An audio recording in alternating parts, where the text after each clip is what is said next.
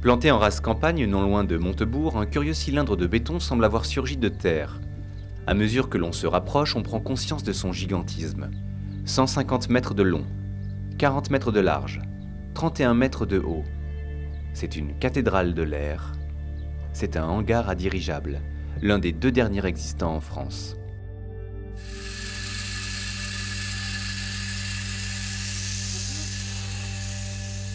À l'intérieur, un étrange aéronef est en phase de gonflage.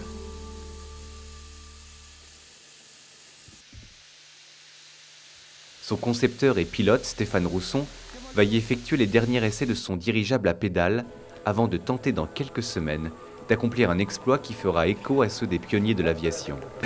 Donc le projet, c'est après 5 ans d'essais, de mise au point, c'est de se lancer un défi, donc de traverser la Manche en ballon dirigeable à propulsion musculaire.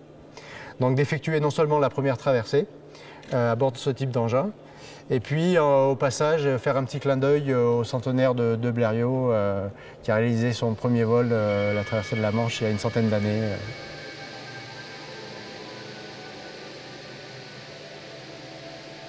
Alors le ballon, comme on voit, c'est un ballon dirigeable de 160 mètres cubes d'hélium qui fait 16 mètres de long, 5 mètres de diamètre et avec une nacelle d'environ 1,50 m. Ah, flûte, il faudrait, si vous pouvez me rajouter 2 bouteilles d'hélium. Ça, c'est ce qu'on appelle les bras des 2 hélices. Et comme on le voit, ils sont amovibles, les 2 indépendants. Non, c'est parce que c'est pour psychologiquement.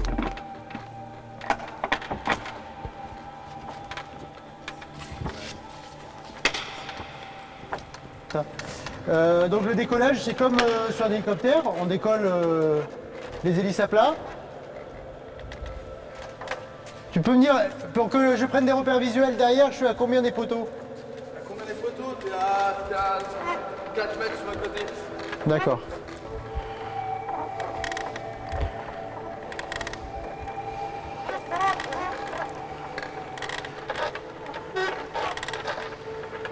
Vous pouvez voir, c'est que c'est un vol, il faut énormément d'anticipation.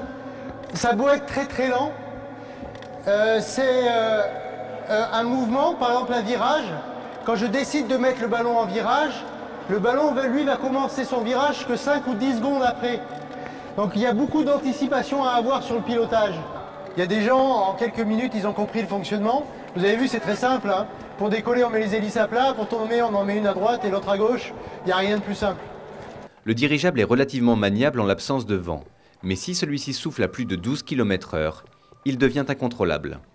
L'information météo sera donc l'élément déterminant de la réussite du projet de Stéphane, car ce voyage de 5 heures au-dessus de la Manche n'est pas exempt de danger. Sur les dangers, le plus important, vous avez vu le poids, je pèse pas grand-chose.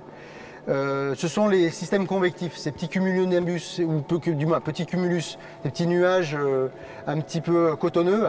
Eux ils pompent, si vous voulez, ces colonnes d'air chaud, et donc si je rentre là-dedans, je peux me faire aspirer. Un couteau, toujours lame ouverte, en cas d'urgence, j'ai une merde, ça monte en pression, je tape dedans. J'ai une zone ici pour justement venir déchirer le ballon, une zone qui est renforcée si vraiment j'ai un problème. Un sifflet.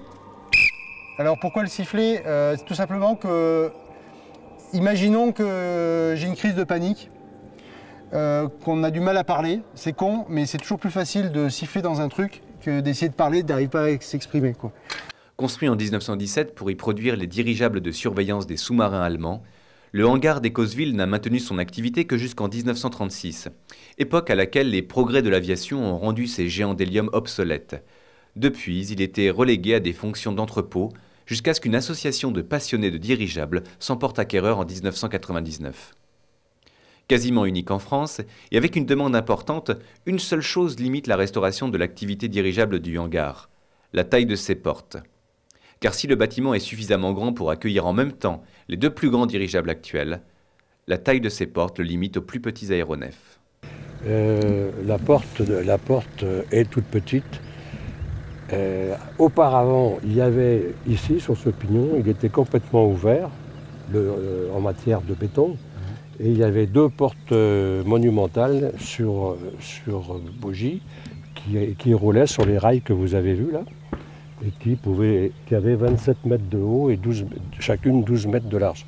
Donc l'entrée faisait 40 mètres sur 27 mètres. C'est un lieu exceptionnel hein, et j'espère qu'il sera conservé parce que voilà, ça fait partie de l'histoire de la France, l'histoire aéronautique. Donc ce sont des lieux à conserver, c'est le dernier et le plus ancien.